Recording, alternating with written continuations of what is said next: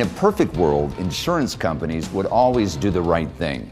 Yet in reality, the industry harbors a dirty little secret. People are giving them money for something they will never receive. What that really means is they're selling uncollectible insurance. Insurance companies rule our country. They control our banking. Look at AIG, too big to fail. They own Wall Street. They catch a virus, and Wall Street has diarrhea for a week. And when interest rates fall and their investment earnings plummet, they run to Congress and scream tort reform. Lawsuits are killing us, they scream, and those greedy trial lawyers are to blame by filing frivolous lawsuits and convincing ignorant juries to dole out obscene verdicts. But ironically, what you don't know until now is that insurance companies regularly and deliberately invite lawsuits whenever the cost and hassles for a third-party claimant looks to exceed all potential for recovery, rather than just doing the right thing. Too many insurers prefer to play a game of litigation chicken, a frivolous lawsuit strategy in reverse. You don't like it? Sue me. So when Standard Insurance Company publicly publishes on their website, Standard is a family of companies dedicated to one core purpose: helping people achieve financial well-being and peace of mind. You won't find this level of protection anywhere else. As experts in disability insurance, we see on a daily basis how important quality disability income protection is to customers who count on us. Don't believe it. Because a federal jury returned a verdict in favor of Ms. Ellena and against Standard for $873,622. Ms. Ellena additionally recovered $250,000 in attorney's fees from Standard based on the jury's express finding that Standard had committed bad faith. The total judgment against Standard was $1,123,622. Plus, in a landmark published decision based on Cassaundra Ellena's case, Ellena versus the Department of Insurance, the California Court of Appeal ruled that the California Department of Insurance has the duty to screen all new disability policies prior to permitting them to be sold in California. In this insider exclusive investigative network TV special, our news team goes behind the headlines with Bennett Cohen at the law offices of Bennett M. Cohen to expose Standard Insurance Company's roadmap for denying a disability claim in bad faith and attempting to make it stick. In Standard Insurance Bad Faith Expose, Cassaundra Ellena's story. The law firm of Bennett M. Cohen has been handling disability claims and insurance bad faith cases for many years, and this is one of the worst examples of insurance company abuse that the firm had ever seen. Throughout his career, Bennett has seen innocent, hardworking people become victimized by their own insurance companies in the name of greed.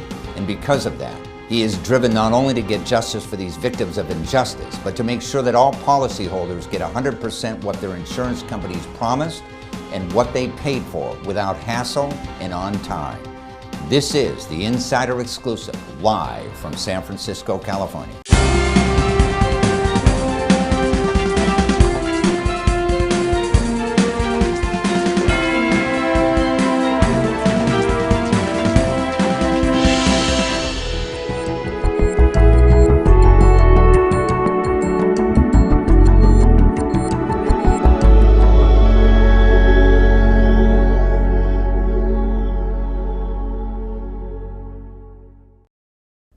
It is my great pleasure to introduce Bennett Cohen to the show. Welcome to the show, Bennett. Thank you. Tell our audience a little bit about the type of law you practice.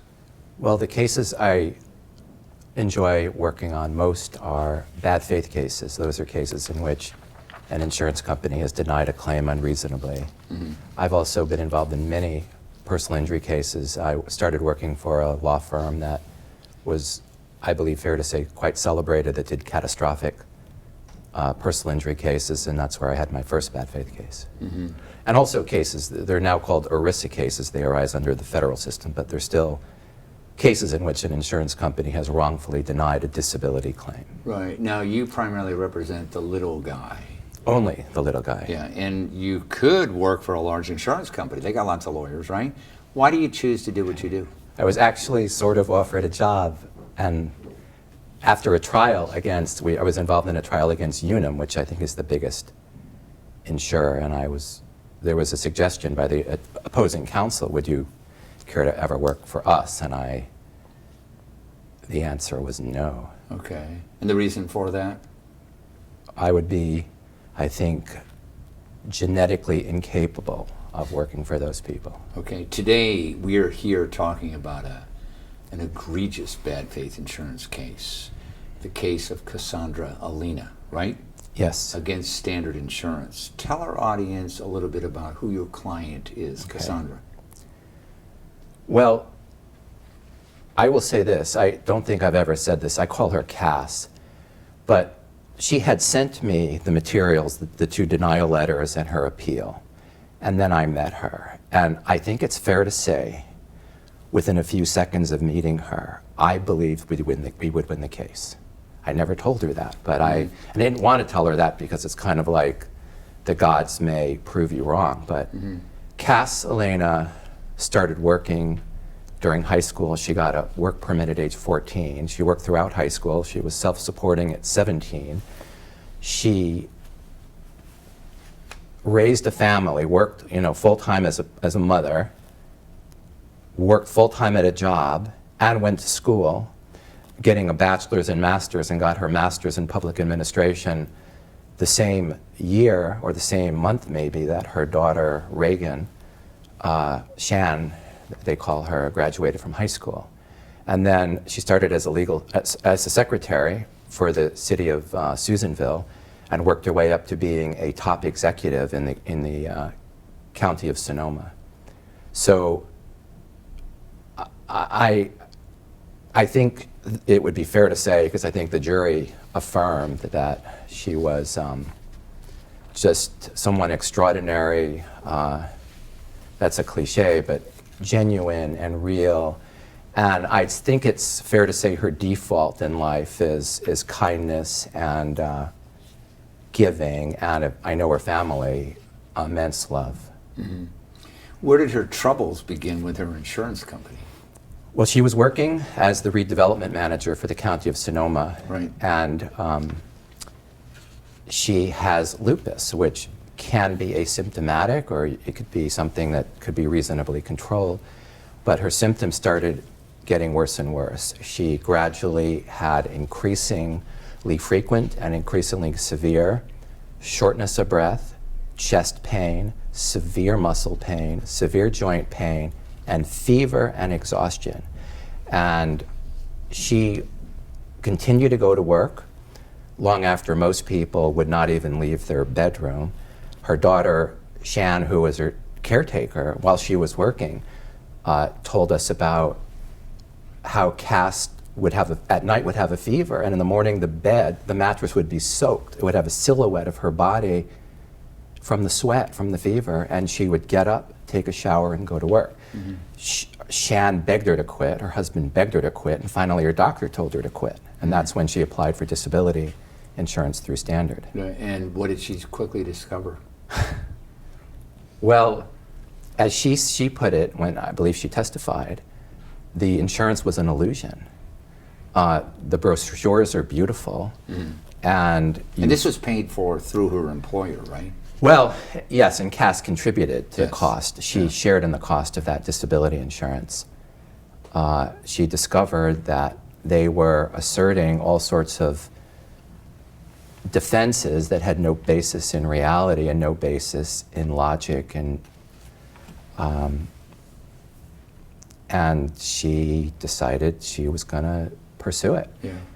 And what I think the insurance company knows, and I don't have their statistics, but the insurance company knows that most people in that position are in a position they have never been in their life. They're at their most vulnerable. They're weakest. They have, for the first time in her life, she needed someone to take care of her. And these are people least able to fight back. And the Standard sells this insurance and markets it because you may be in the situation, and then seeks to capitalize on that situation by denying claims and denying them for reasons that are patently unfair, as the jury found in this case. Yes. Well, the insurance companies that we have found, you talk about statistics, and if you ever saw the movie The Rainmaker, John Grisham's book, we have found that the statistics show that about 62% of all policyholders who get rejected by insurance companies eventually give up Yes. trying to get their benefits. But she didn't give up, did she? No. I think the insurance company, they're probably still bewildered how this could have happened. They don't understand that someone whose default in life is fundamental human decency and kindness can also have a spine of steel. And she did. And she went, it was very difficult for her. She went through a deposition. It was 4 sessions of 7 hours, and she was sick much of that time. Right. Then they made her a substantial offer, and she turned it down. Why did she turn it down? Several reasons. One of the tactics to get you to drop your case or to settle is to make it extremely expensive for you. They did that, and they did it quite successfully. At the time, that was one, and so the money that they offered was worth less because of all our expenses. The other thing is, as a condition for settling, the standard would almost certainly require a confidentiality agreement, which would bar any of us from talking about these claims practices that they wish to visit on other insureds. And Cass was uncompromising in not being willing to sign that confidentiality agreement. And that in itself, virtually, well, it did guarantee we would go to trial. The other thing is that I think at that point, she and all of us had real insight into all these denial mechanisms Standard had implemented, all these sort of checks and balances to make sure they could deny claims, all these redundant systems to deny claims if at all possible. And we wanted to bring this into the public view. And we just decided to do it. So tell us what the verdict was. Well, the verdict itself was $873,652, and on top of that we got $250,000 in attorney's fees, so the total judgment was about $1.12 million. Was the $832,000, was that the policy limit? No, the actual policy was, the benefit was around $400. Okay, but so it was about double. Yes, they had put Cass through a lot, and the jury knew it, and it was damages for mental distress, which are recoverable in a bad faith case if you prove bad faith. Right, now tell us, you said, and attorney's fees, and attorney fees are given when you can prove bad faith, correct? Exactly. Tell us a little bit about the criteria to prove bad faith and how the jury found that. Well, bad faith is simply unreasonable denial. And I'll just give you a couple of examples that in this case, her doctor had written 3 letters saying she's disabled and explaining why. The industry standard is to give significant weight to the treating doctor, unless there's a very good reason not to, and they failed to do that. In terms of how they selectively seized upon facts, one example is that they said, well, she was taking prednisone, and the records indicated that it was successful in alleviating her symptoms. Well, very early on, there was a time when it worked, and then the records reflected it stopped working, and she took increasing dosages which were ineffective. The frequency of symptoms and the severity of symptoms increased, and she was having severe adverse reactions to the prednisone. And so, yes, it is true, for a very finite time, prednisone worked, but as her illness worsened, prednisone became less effective. So they seize upon a very isolated, people use the term cherry-picked, and ignore all the other evidence. That's unreasonable. And one other thing I'll mention, because this was a focus of the trial, the treating doctor was contacted and asked by phone by Standard's own doctor, can she work? And he's figuring she could do something on some basis. He said she could work if it is if absolutely necessary for financial reasons. Yes. That's what's absolutely necessary for financial reasons. And I'm sure during a given day, any one of us says, what do you mean? You know, we hear something and we say, what do you mean? Yeah. They never said, what do you mean? Standard seized upon that and said, your own doctor says you could work, and deleted the term in the denial of the appeal, absolutely necessary, and he said you could work if necessary. When he was deposed, he said he meant she could work on a limited basis if it were a matter of starvation. Mm-hmm. And all Standard had to do was ask the most obvious question, and they would have known that they couldn't use that to deny the claim, but they weren't interested in finding out what he really meant, because then they would lose that basis to deny the claim. Now, your client went one step further. After you won this case, she implemented another lawsuit, didn't she? Yes. Against the California Department of Insurance, Yes. right? That case, yes. And what was the reason behind that case, and what happened with that case? And that was Ellena versus Standard Insurance, right? Well, it was part of the Ellena versus Standard Insurance case. It was against the Department of Insurance, and the cases were severed, actually. But there was a real purpose why she was doing this. Because the Standard Insurance policy is such that there's no way, in my opinion, in the opinion of virtually any lawyer who looks at it and the claims expert to whom we spoke, right, that it could be reconciled with California law. The Standard policy enables Standard to redefine someone's occupation to be something it's not. Yeah. You are insured if you are disabled from if you cannot perform your own occupation, but own occupation is defined in a way that it could be virtually anything Standard wants it to be. So we said that this policy should never have been approved by the Department of Insurance in the first place. She was basically telling them that you need to check the policies that are sold to the public in the state of California. Yes. So to eliminate confusion, ambiguity, etc., right? She was saying to the Department of Insurance that you need to review and approve all new disability policies. Right. And the Department of Insurance said, no, we don't. Yeah. We don't have that responsibility.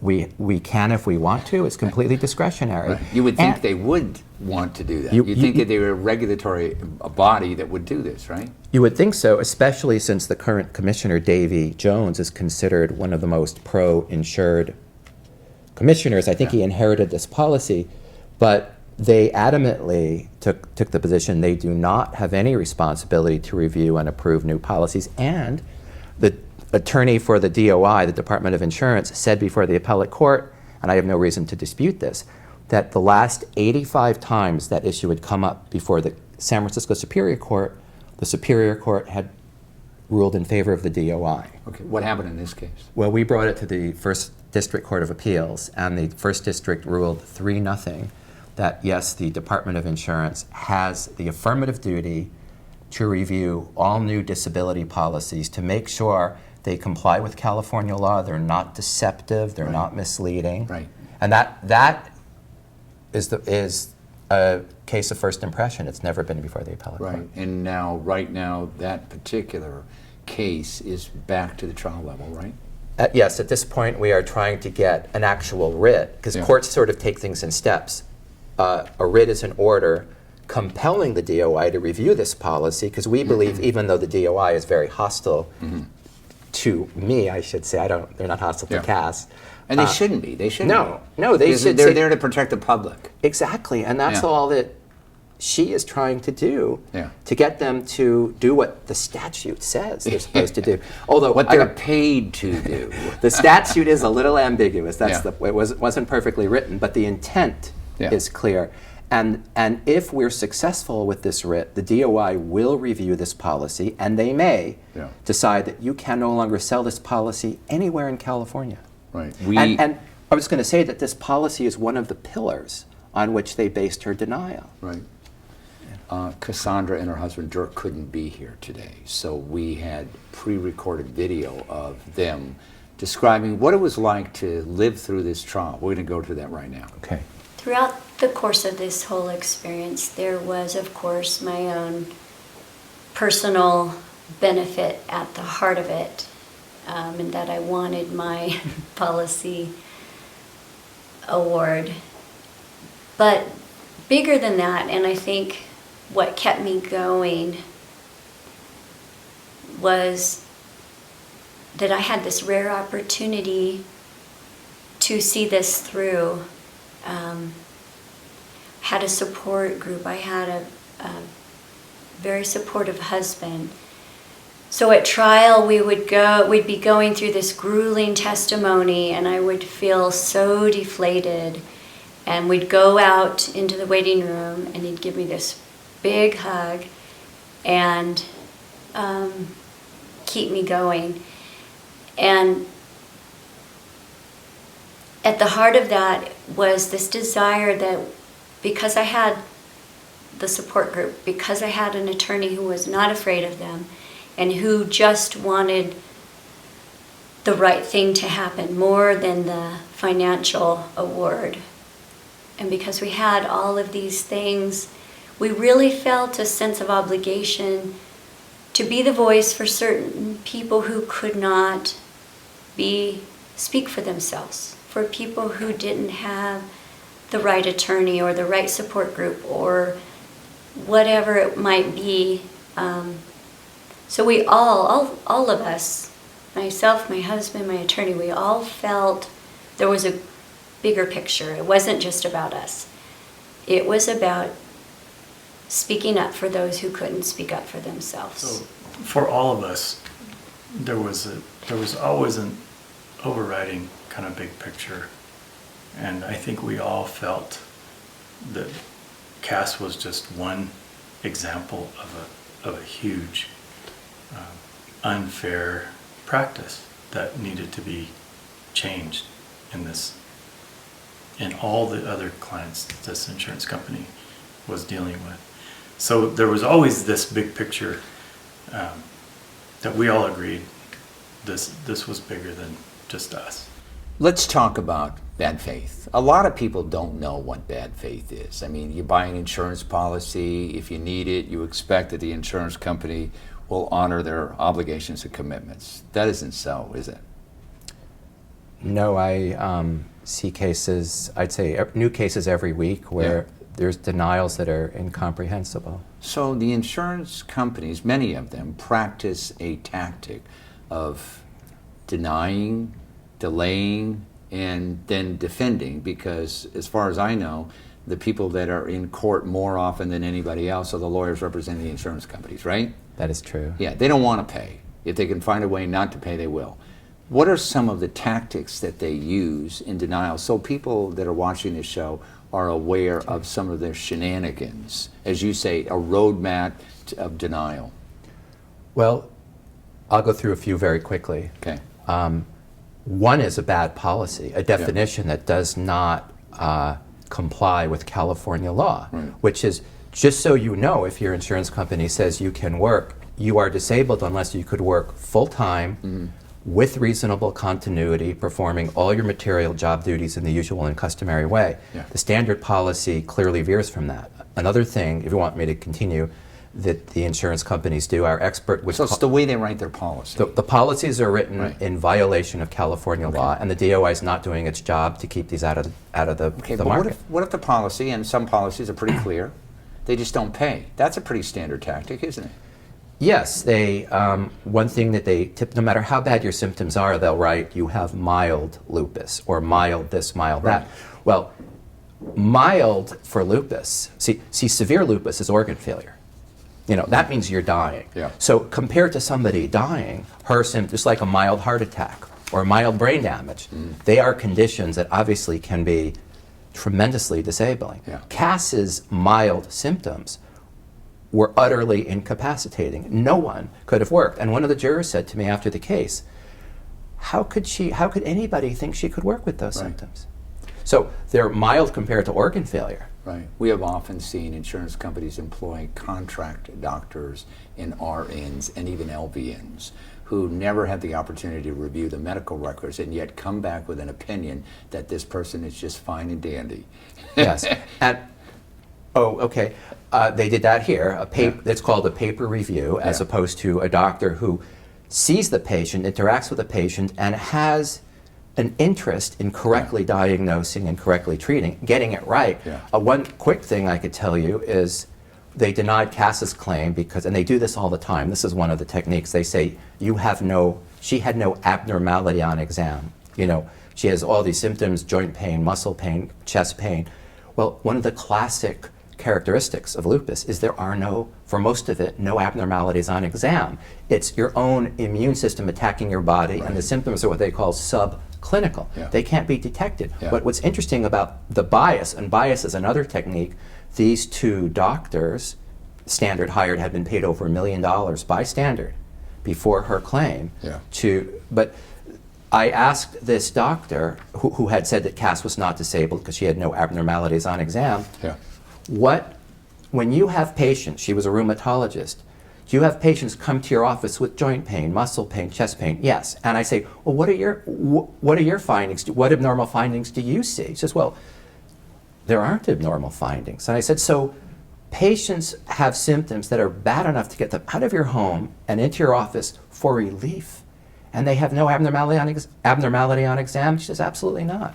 And she had forgotten, because it's like, you know, when you construct a tangled web, you have to remember everything.